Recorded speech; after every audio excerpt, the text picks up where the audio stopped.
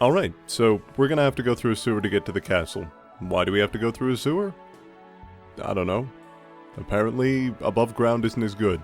So we're just going to have to go through the dank, crusty, broken down, slow-moving sewers just to get to the castle on the other side. And honestly, the Shale Passage, while it is not one of the best levels in the game, is fairly notable for having a pretty cool similarity that I was able to notice after years and years and years. And that is that FromSoft makes very distinctive sewers. They're always filled with a little bit of rubble. They always have that kind of weird green, brown, black sewer water sitting at the ground there. And it's always just kind of broken down and rubble infused, and there's always bars, which means that there's a little bit of similarity to the Dark Souls sewers in this one here. I thought it was kind of interesting to just kind of see how FromSoft has evolved their actual look, their look over the years, just using this. So, the gimmick for this level is that there are going to be lots of tanks throughout the level, not unlike the one we just saw there. When it pops open, at least one flare spawn, and from now on at least one other enemy as well, will pop out of the tank. Once you defeat them, you're able to move on. Well, truth be told, you're able to move on anyway, but you can't complete the level unless you kill all the flares spawn. So,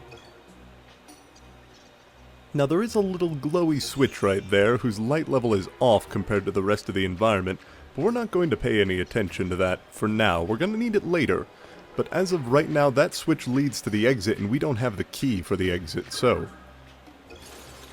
these tanks are usually hidden in corners or just along the wall. They are fairly easy to spot if for no other reason than... oh, yeah, flare spawn are a bit tricky. They have a pretty quick attack there, but we might as well grab one. Unfortunately, they can also inflict paralysis, which that one did. So, this is a Dragonoid. Dragonoids are fairly useful. We're gonna catch this one, just because I do actually really want to keep one.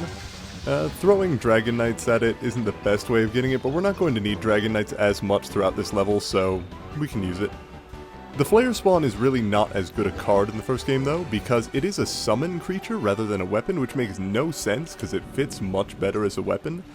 It does a very small beam that hits in front of it and can inflict the paralysis condition. Now, the problem with that is that with the summon, with any sort of summon card, there's going to be a delay before you hit, and the Flare Spawn hit range is so short and so narrow that you're not really going to be able to get much with it unless you are very, very quick, or very good at prediction, or your enemy doesn't move. So, also, if you're having any trouble finding these, that one's obviously fairly simple, but for stuff in corners, things like that you might have missed, up at the top right on your minimap, they do appear as yellow dots, large yellow dots at that. So it's fairly easy to spot them if you absolutely need to.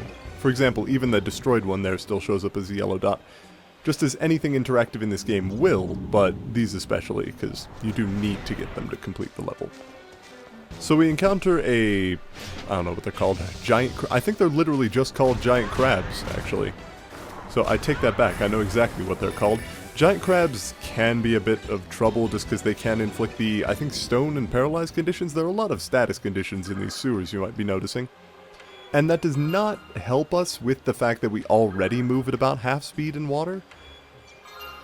So overall, this place is very annoying for movement, and that's one of the reasons I don't really like the level. I think it's alright. I think it's a good example of, you know, how you can sort of make a sewer visually interesting. But after a while, just all these hallways start looking exactly the same. The bars in the window don't actually look to anything, since it's just going to be a void outside of there. And the sewers themselves are just a bunch of samey hallways that you have to wander through. With that said, it doesn't actually feel like that long a level, which I think is credit to the game designers. When you have a level like this, just a level in sewers, it's going to feel very linear, by virtue of the fact that it is really linear. But, using a sewer level, if you manage to make it feel like there are twisting passageways, even if there aren't, all of these twists and turns and all of these small cut-off sections and the bars and the windows and seeing other parts just vaguely ahead of you, they do give a sense that the sewer's interconnected and that you're just sort of stumbling your way around it, even if, in reality, it is just a linear corridor. But I gotta say, fights are just simply the worst part of trying to get around here. Also, flare spawn, I should note, are pretty hard to find outside of here. I think you can literally just buy them, so maybe not as hard to find as I might be thinking. But catching at least one while you're here isn't a bad move, even if the cards themselves are pretty terrible, until the second game. And on another note, at the recommendation of somebody in the thread, I did actually pick up Lost Kingdoms 2, and I've got to say, it improves on the original a lot. It feels like a bit of a different game, if I'm being completely honest, but I don't think it's a bad thing in that respect. I think that most of the changes that they've made have actually benefited the game, so I probably won't mention that much more anymore unless there are distinct differences that are improved on, but... So this Red Fairy is teaching us more controls that we already learned at the very beginning of the game, and we have one tank just sitting around here right over there. This tank is a bit irritating because some of the enemies are actually going to spawn down that hallway behind us, so we have to walk all the way over to get them. But the flare spawn itself will spawn right next to you, so...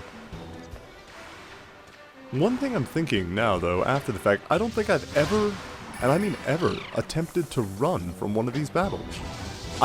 I'm assuming that you can't run from these fights, because there is a lock that the game will put on certain fights to prevent you from escaping.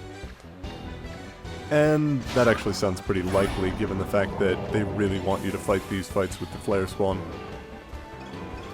Yeah, I can't imagine that these would be unlocked. So, once you defeat all of those, you get a small cutscene where it shows a place on the ground. Alright, well, I'm sure we'll find that eventually. So, you continue heading down the linear hallway. The thing on the right there, that you can sort of see, that little path there, that is actually a drop, the big red arrow on the map. That lowers you one floor and puts you right back next to the wrong light level switch that we saw earlier in the level. That is the way out. You do not want to take that way yet, but I'm very, very glad, so very glad, that they put that in, because were it not there, it would have to be a trek back through the entire sewer using the path we just took. And that would just be absolutely grueling. So we're going to go ahead and stick the Dragonoid in our deck, and the extra Lizard Man, since the Dragonoid does make this fight incredibly easy. In fact, I recommend picking up a Dragonoid just for this fight, and the fight is a Mind Flayer. The Mind Flayer is water elemental, so it's weak to a Dragonoid, and it has 3 flares spawn that'll accompany it. However, its stagger point is incredibly high, and the Dragonoid actually attacks quickly enough that both of its attacks will hit the Mind Flayer, because what happens with the Dragonoid is it will whip the ground, and then an explosion will come up afterwards. Both the whip and the explosion have a chance to inflict paralysis and deal damage. So the Dragonoid is actually pretty goddamn good. And in fact, both games actually really kind of drive this home. The only problem with the Dragonoid is that it's a little bit slow in terms of recovery time. So if you don't kill your opponent, there's a decent chance that you're going to get hit. But with that said, the invincibility animation is also fairly long. So when you interact with this switch, I did skip that cutscene for a reason.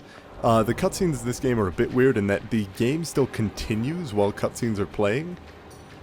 So cutting that cutscene short actually allows you to start getting a move on this door before the door actually closes on you. Now, we do have plenty of time because that door is still opening, not closing. So we're just going to go grab some extra stuff that's lying around here, a free chest just hiding underneath this pillar here, as well as a red fairy hiding in some rubble on the side. That's probably one of the sneakiest in the game. And it just gives you a tip, hey, you might want to catch a Mind Flayer or a Dragonoid if you want one or two. So if you manage to get here fast enough, and I say fast enough, but the door is still fucking opening, you get to go into this room where you'll find another carbuncle, because we didn't have enough of them yet. I suppose maybe if you didn't visit the Gromtul Desert, and a Maelstrom, just in case you never solved that puzzle in Blasoon.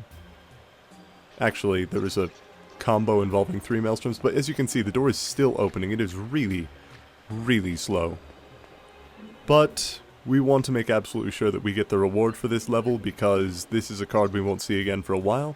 So we're just going to load the level back up, going to start continuing through. We're going to cut here in a moment, but I just want to drive home the fact that this is not exactly... This is a very linear level. There are no skips to be found anywhere. There's nothing you can do to get around this. Every time you go through this level, you have to fight every fight. But on that note, we might as well try out a card we got last episode, right? This is the Red Dragon, the card that we transformed last episode. The Red Dragon is incredibly powerful, but the boss is, well, water element, so it doesn't actually deal that much. Also of note is the fact that the Red Dragon is 14 mana, and we only have a maximum of 10, so at the moment, if we cast it, we will take damage. Guaranteed. There's no way around it. If you're wondering how the HP to Magic Stone conversion works, it is 10 HP per Magic Stone that you're missing, and it cannot reduce you below 1 HP. This actually means that you can use as many powerful cards as you want so long as you never get hit, which is actually pretty useful. But once we make our way back to the exit with the key that we get from the Mind Flayer, we're able to just open the door and leave. Simple as that. Apparently the castle has a key direct to the sewers. Somehow, I'm not entirely certain. But it's easy enough to get 5 stars on this level, you just have to fight every fight and not take too much damage. So the card that we get for this level, we actually got 2 Dragonoids, which is pretty nice, but we got a Mind Flayer. Mind Flayers cost 18 Magic Stones, so we would definitely take a lot of damage using that, but it will return 5 to 10 of the cards that you use. So if you've used a lot of cards, or if you find yourself running out of cards a lot, sticking a Mind Flayer in your deck wouldn't be a terrible idea. Unless, of course, you haven't yet gotten more magic crystals, in which case that would be an absolutely terrible idea, because you're going to be casting from hit points. But we did get more red fairies, so it's time to visit Alexander, per usual. Now, I think... did we get enough that he's going to give us a reward? No, I think we're short. We just hit 20 last episode, so we're just going to turn in our fairies and leave. Truth be told, we're not going to get a next level either. There are only about 3 red fairies in the next one. So, no amazing, fantastic prizes for us, but it'll happen. Now, we do want to transform a couple cards though, because we finally hit the experience caps for a couple of really good ones.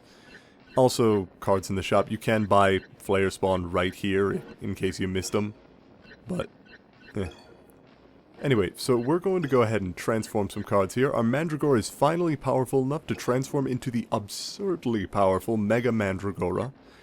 They are just brutal. Their damage is incredibly high. They have about the same stagger point as Mandragoras do for their attacks. Like, they don't actually cause enemies to stagger that readily. And they deal a lot of damage. An attack of 70 is nothing to laugh at, especially one that's accessible this early in the game. Not to mention, they have enough HP that they're not actually going to be dying very easily. So once you get a Mega Mandragora on the field, unless it gets hit by like a dragon immediately, it's not really going to die. It's going to trigger its attack. Our Sandworm is also capable of turning into a Kraken, a card that we're not actually going to get for a fair while, just because I don't want to break the game too much, because the Kraken is one of the single most powerful summon cards in the game, albeit with a bit of a tricky range to it. So we can copy some more Banshees, which is probably not a bad idea. They're a pretty good card, and we're just going to be filling our deck with them. We can also copy more Dragon Knights, which we're going to want to do, since Banshees and Dragon Knights are pretty much going to remain the staple cards of our deck from here on out. Them and maybe some Lizard Men. One more notable thing, though. We have enough experience to transform the Venom Lizard, which takes much less than the Lizard Man. Just 2000 XP and you can transform it into a zombie dragon. It is the Earth Elemental version of the dragon cards, and the zombie dragon, while less powerful, can also inflict many status conditions. Even if you don't get a Venom Lizard in the first stage, and even if you don't get the experience to transform it, a zombie dragon is something you're most likely going to find in regular gameplay, so this is probably one of the cards that players remembered the most from this game. Definitely a bit of an icon. But I think that's about it for our card escapades. So we're going to leave, and next time, we're going to be going over to the castle. The one that we just, traipsed through the sewers to reach. Didn't even wipe our feet first. But no, we have to get to the Castle Grail, already in the reach of the Black Fog, and see if we can rescue its runestone. Until then, this has been PA. I'll see you guys next episode.